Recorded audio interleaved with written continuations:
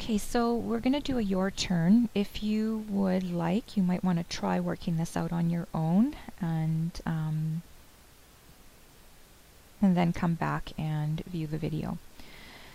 So you're asked to use the diagram to determine the values of sine theta, cos theta, and tan theta for quadrantal angles of 0 degrees, 180 degrees, 270 degrees, and then organize your answers in a table as shown below. Okay, so let's start with 0 degrees. When we have a quadrantal angle at 0 degrees, our point xy now becomes x and 0. And that's because any point on the x-axis has a y-coordinate of 0. And because we're on the positive x-axis, our value for x will be positive. So for our quadrantal angle of 0 degrees, we know that x is just going to be coordinate x, and we can see that y-coordinate will be 0. Alright, so keeping in mind that we can consider a circle that goes through our points. Okay, and we want to do that because we can't draw reference angles. Then we can see that the radius of this circle goes from the origin out to our point x0.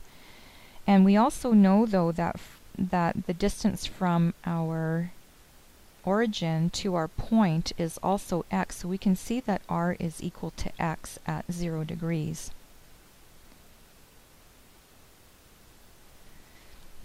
Okay, so we want to write our trig ratios. So sine of 0 degrees is y over r.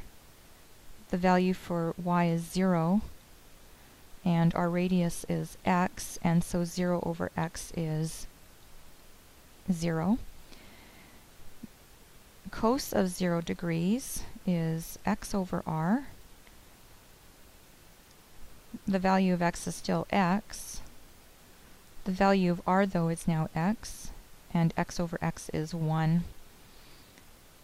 The tangent of 0 degrees is y over x. Y is 0, x is x, and 0 over x is 0. Okay, so our sine of 0 degrees is 0. Our cos of 0 degrees is 1. And our tan of 0 degrees is 0. Okay, so let's move over to 180 degrees.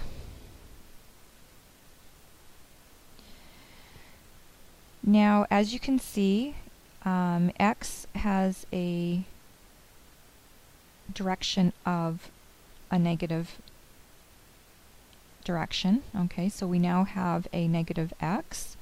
Y, once again, on the x-axis is 0. And once again, our radius goes from the origin out to our point, but so does our value for x go from the origin to our point, and so r is equal to x. And remember, the radius is always positive, so we need to consider x as being positive when we equate r to x. Okay, so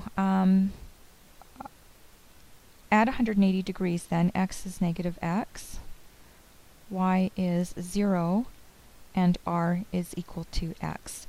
So sine then of 180 degrees, being y over r, is 0 over x, which is 0. Cos of 180 degrees is x over r. Okay, well, x is negative x this time. R is x, and negative x over x is negative 1. And tangent of 180 degrees is y over x. Well, y is 0, x is negative x, but 0 divided by anything is 0. So we can put this on our table now, at 180 degrees, sine of 180 is 0, cos of 180 is -1, and tan of 180 is 0. Okay, so the last one on our table is 270 degrees, so let's take a look at that. Okay, at 270 we are back onto the y-axis, so our point on the y-axis has an x-coordinate of 0, which it would anywhere on the y-axis. Our y now is negative, right? Because our direction is negative, so y is negative. And r, once again, from the center of the circle to the point, is going to be the same as y. And just recall again, r is positive, so y will be positive. So at 270 degrees, we know that x is equal to 0, y is equal to -y, and r is equal to y. So sine of 270 degrees is y over r, so -y over y, which is -1. Cos of 270 degrees is x over r, and x is 0, r is y, and so 0 over y is 0.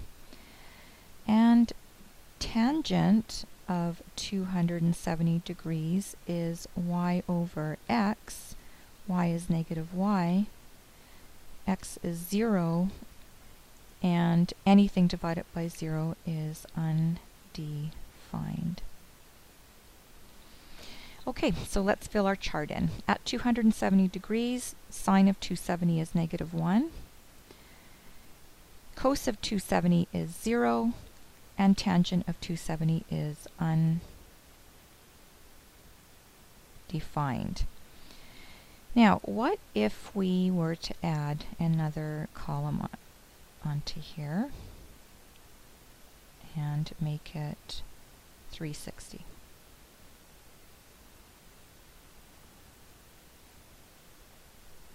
Okay, now we know that 360 is a full circle, so it shares the same terminal arm as 0 degrees. So what that means then is that your trig ratios for 0 degrees are going to be the same ones that you would have for 360. So 360 degrees shares the same trig ratios as 0 degrees, so we can fill the chart in as 0, 1, and 0. Okay, so this concludes our discussion on quadrantal angles.